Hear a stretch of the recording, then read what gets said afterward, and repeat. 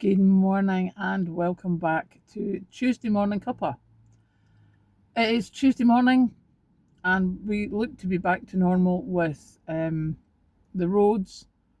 Tuesday, excuse me, used to always be the busier day with the lorries coming into the big roundabout. It seemed to have eased off over the last month or so. Today we went back to normal. So there was a huge queue of cars in the outside lane trying to get past the lorries. Thankfully, we had no lorry wars.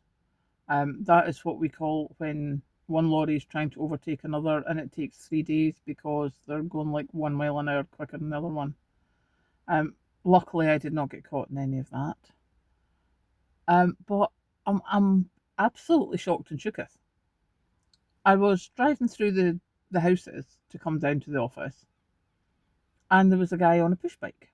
I'm like, okay, push bike alert. I'm relatively sensible about looking out for them. But he had a kid, and I'm talking like 2 to 3 year old, on the crossbar in front of him. Now I'm presuming it looked like there was a little kid's seat there. So I'm presuming it's, the kid is like harnessed in and has a safety thing. But on the crossbar in front of you, on a push bike, on the roads, I just gobsmacked. Absolutely gobsmacked. Could not believe what I was seeing. And I thought, okay, he's maybe just going to go and drop the kid off or whatever. He went down one road and I went down the other. And then as I was coming along the main road that I had rejoined to get to the office, he came out the side street. Again, small person, as in child, on the crossbar still, onto the main road. Wouldn't have been me, I have to say. Just the thought, and it's nothing to do with whether the guy can ride the bike or not. It's what other road users are doing, what else is happening. No, just no. So that was my wake up call this morning. Bright eyed and bushy tailed, now going. The other thing that is happening is you may have noticed I have not been doing much with comments at the moment. That's because I obviously took the laptop down to the caravan with me and I haven't put it back in the desk because I was working from home on Friday. So it was the work computer that was plugged into the desk.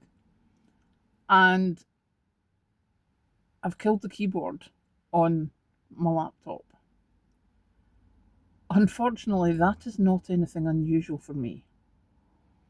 I'm presuming it's because I am a typist, so I type at speed. I also learned to type on a manual typewriter. That's how old I am.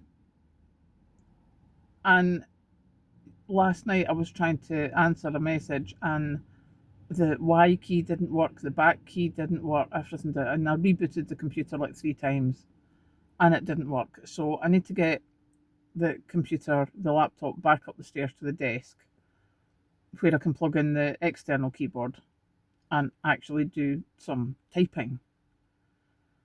I do remember previously Patrick replacing one of my laptop keyboards because I had killed it.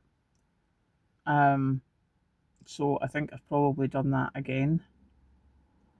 So rather than have the laptop keyboard replaced, we're just going to put the laptop up on the desk.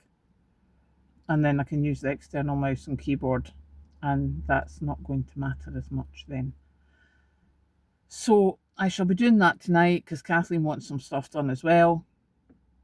So she's going to take the laptop up the stairs, get it set up, get me a cup of tea ready for when I come home because it's, I don't know, maybe you do it, maybe you don't. It's one of those things. If I have something to do, especially like computer wise, I have to do it when I come home from work because if I stop and have my dinner, etc., then I've stopped and it's a huge effort to go and start again and get my brain back into gear. So it's much easier if I just head up the stairs to the desk once I get home, get it done. Kathleen can start the dinner, etc.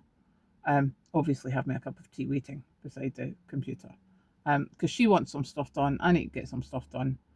So that's what we're going to be doing this evening. So I hope you're having a good morning. I am just looking at the windscreen now, which is getting spatters of little tiny, tiny bits of rain. So I will go and get this uploaded and head up the stairs. Catch you later.